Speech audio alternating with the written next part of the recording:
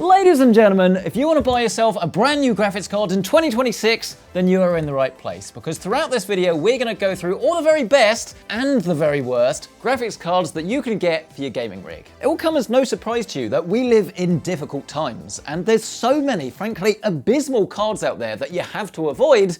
But then again, to be fair, there are actually some hidden gems that will get you shed loads of FPS without being ripped off. So let's delve deep, shall we, into the murky world of GPUs and get you your perfect graphics card for the right price right after a short word from this video's sponsor. If you want to get ready for gaming season, PC Specialist has you covered. PC Specialist experts have been building systems for over 20 years and use trusted and reliable components from the major brands to get you the best possible performance and reliability. Their latest back-to-school deals take things to the next level, with a range of laptops and desktops discounted, ready to ship next day, and come with a 3-year warranty included as standard. So what are you waiting for? Get ready to work and play this autumn with PC Specialist. Just hit the link down below. Let's start this by looking first at the frankly absurd and the stuff that you should absolutely not be buying, you must be avoiding. But I will say, if you want to jump straight to the recommendations to the stuff that you should actually be should we do that again? If you want to start with the stuff that you should actually be buying, that's towards the end of the video, or if you just want to check out current pricing on everything listed, then you can find this with our affiliate links listed down below globally. And it should come as absolutely no surprise that the laughingstock, the joke entry, comes in the flavour of the RTX 5090. This GPU is the most powerful for gaming. It's the best card you can put in your system, with absolutely insane FPS, even at 4K, max settings and ray tracing combined.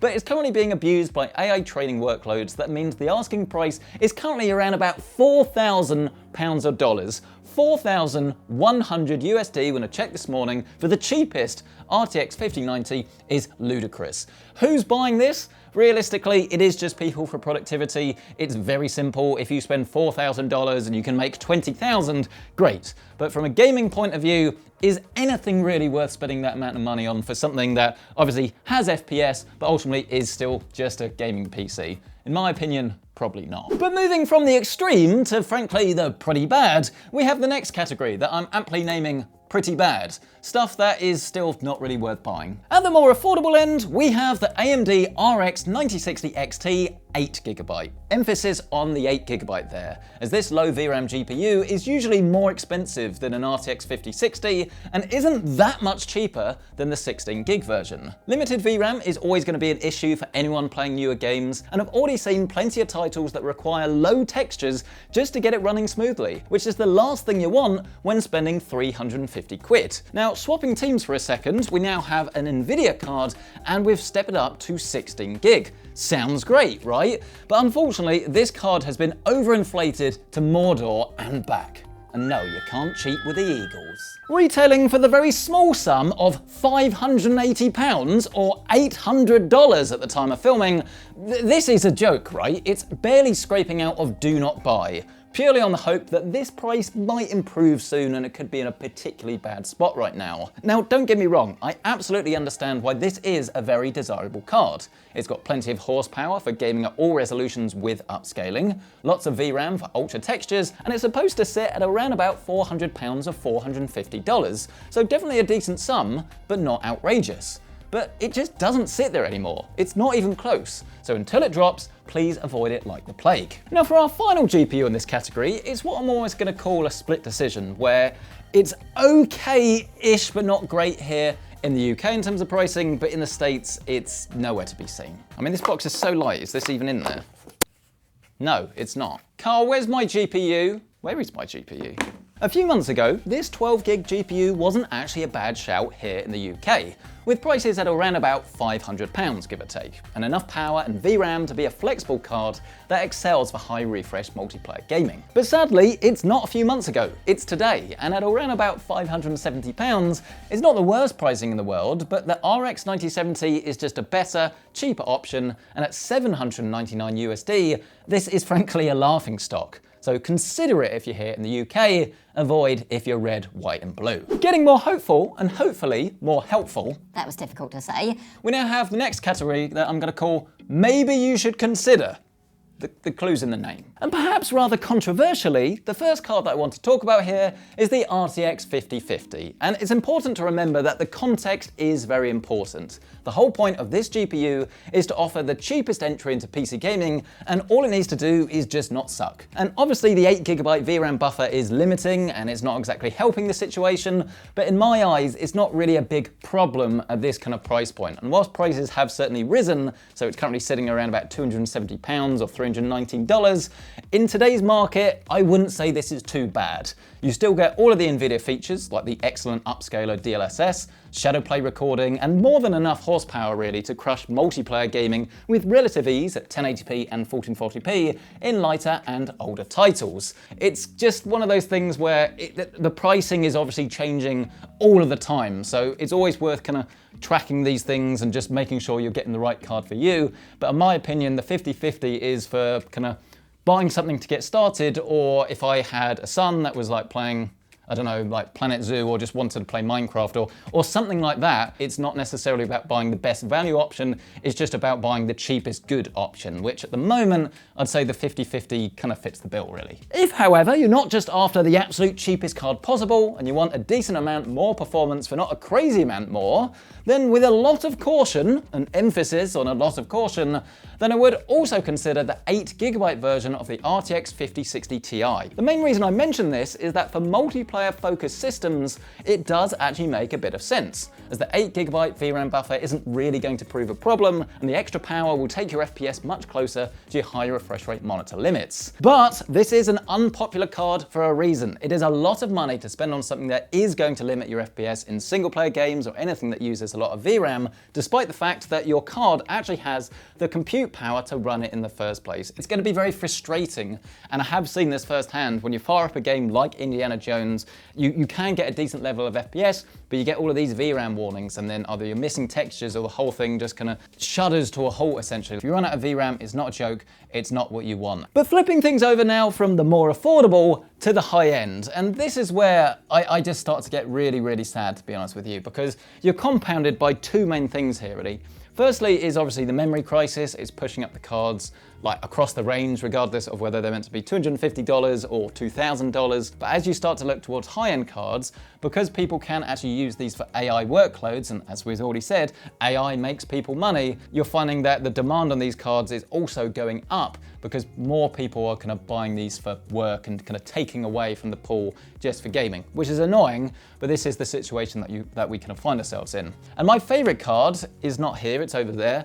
It's the RTX 5070 Ti. This is usually going to be the pick for me personally if I was going to buy a new GPU, but unfortunately the price on this has just now gone up, not only in the States but also here in the UK, to the point where it's very, very difficult to recommend. And this is just so upsetting because this GPU really is the perfect blend of high-end performance, excellent DLSS upscaling, RT performance, even the controversial multi-frame generation is here and actually works quite well on this GPU. But is it really worth £900 or $1,050? For me, no, absolutely not. And the same could be said for the RTX 5080, that of course performs even better, can be overclocked with ease to gain extra FPS, and it's way better value than an RTX 5090. But once again, at £1,150 or $1,400, it's a lot of money for what is ultimately a gaming GPU. And this is the thing, right? I'm an enthusiast. You're probably watching this as an enthusiast as well. We love PC gaming. We love the fact that it's so flexible.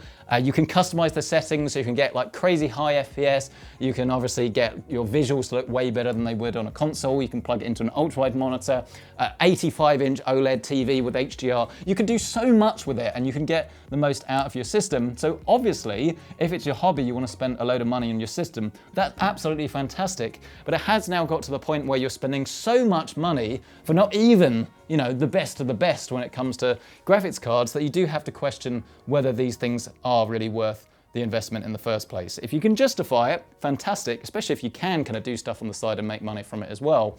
But realistically, in my opinion, I think there's a better option that I personally would pick over the 5070 Ti, but you have to wait to the end of the video to find out what that is. But pushing that bad news firmly into the ground, I'm very pleased to say that we're now entering the oh actually, that's not too bad phase of our graphics card lineup. And the first one is the newest one, the RX 97 GRE. Now this special edition Golden Rabbit card has been out for a while, but it's only just landed in the West, and it was kind of priced very weirdly, but it turns out it was priced to take into account the latest wave of price increases with a real world price of around about £470 or $530. Now don't get me wrong, it's still only got 12 gigabytes of VRAM, so it's certainly more for 1440p than it is 4K, but it at least has performance that's not far off the RTX 5070 for, in today's money, far less money. So ultimately it's a solid shout. Oh, and then ladies and gentlemen, once again we have another split decision here depending on which side of the almost said hemisphere. Which side of the globe you're in. If you're in the States, you're probably looking more at this, the B580, which is an ARC Intel graphics card, or if you're here in the UK, probably an RTX 5060, as I will now explain. You see, both cards actually perform pretty well for general purpose 1080p and 1440p gaming, with 60 FPS frame rates very achievable in most games at decent settings, but the RTX 5060 just has more grunt and reliable drivers, whilst the ARC B580 actually has more VRAM. And usually this is the point in the video where I'd say that it depends more on the games that you play. But due to the lower price in the US, the B580 at the time of filming is an easy choice, whilst in the UK, the RTX 5060 still edges it out for me with its lower price tag and Nvidia exclusive features. Which leaves us then, finally, with the category that I'm quite pleased to report to you. This is called, actually you should probably buy one of those. Again, really catchy and original idea. Starting things off with a bang, well, hopefully not, we have the ARC B570. This Intel card has 12 gigabytes of VRAM, and it's actually probably the weakest in this entire lineup, but overall the most solid, with more than enough performance for a starter gaming system, and just that little bit extra VRAM for comfort. It has less power and VRAM than a B580, so if they're going to be quite close in terms of real world pricing, I'd always recommend going for the B580, but when it's not the case, like today, bag yourself the value and get the B570. Amazingly though, in the States, if you want the best value card overall, and I never thought I would say this, you're looking at the RX 9060 XT 16 gig. Since when has 16 gig of VRAM actually been the best value option?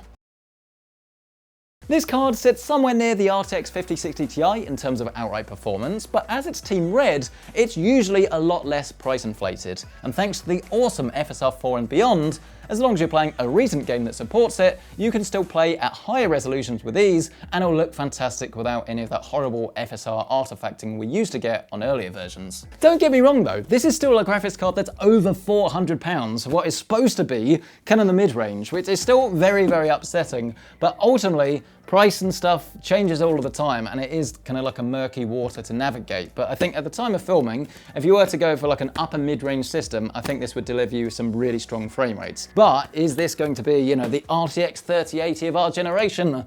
Probably not. Having said that though, good things come to those who wait. And if you want the closest thing to a GOAT GPU, then for me, it's currently the RX 9070 XT. Easily the card I would buy with my own money tomorrow. This GPU checks all of the boxes. Loads of performance, even at 4K. It's got 16 gig of VRAM, decent but not the Nvidia level of ray tracing, and most importantly, a price that doesn't stink at £650 or 720 US. Don't get me wrong, it's still inflated. This is not RRP, but considering what we're seeing from the rest of the range, this and its younger 9070 non-XT sibling are the cards for the enthusiasts. The ideal upgrade to a new system that brings high FPS, high VRAM, and a realistic price all under a single package. It's also worth noting that the non-XT version is kind of in the same camp here. So this is a fantastic GPU, it's just priced pretty close to the XT. That usually means it's worth going for the XT over the 9070.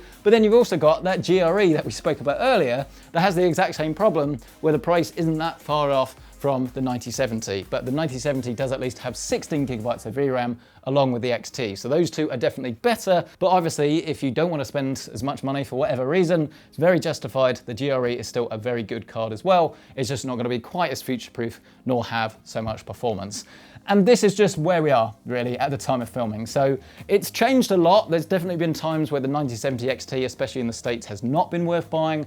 So if you're particularly interested in a 1970 XT, maybe now is going to be a great time to buy it. Whereas, I don't know, something like a 5050 or 5060 Ti 16 gig, maybe those cards will come back down to earth and kind of be better value in the future, right? But there's definitely a lot to think about. And ultimately, if you are looking to kind of upgrade your graphics card now, here's the main takeaway, really. I'd say that the memory crisis is still ongoing. It's not going to stop next month. It's probably not going to stop next year. It might not even stop in 2028. We don't know. We don't know if there is an end. This might be just how much memory is going to cost for the next 10 years. We genuinely don't know. Hopefully it will end sooner rather than later.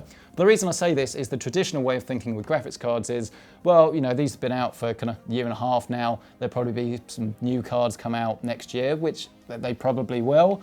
But we don't have a clue what the pricing on those are going to be. We don't know what the VRAM configurations are going to be, what the performance improvements are going to be. All of these things really are still up in the air. So I think the fundamental is if you can see a graphics card that you're interested in for a fantastic price, it probably is going to be worth going for. But likewise, the opposite, if there's something you want but it's overinflated, like really overinflated, don't buy it. Just kind of, if you can, wait it out. If you've got to buy something, I understand, but all the time your system is absolutely fine. Maybe invest in something else, like an OLED monitor that's come down in price massively and obviously will completely change the way your games perform rather than just sheer FPS. If you want to see a full video, that wasn't supposed to be a lead into that, but if you do want to see our full roundup of all of the very best OLED monitors, then you can find that video in the top right hand corner of your screen. It's very detailed. We've tested a lot, put a lot of time into it. But likewise, with this video, we've also done the same. So smash the like button if you've enjoyed this, get yourself subscribed, and let me know your thoughts on this list down in the comment section below. Have I got it right, or have I put the 5060 Ti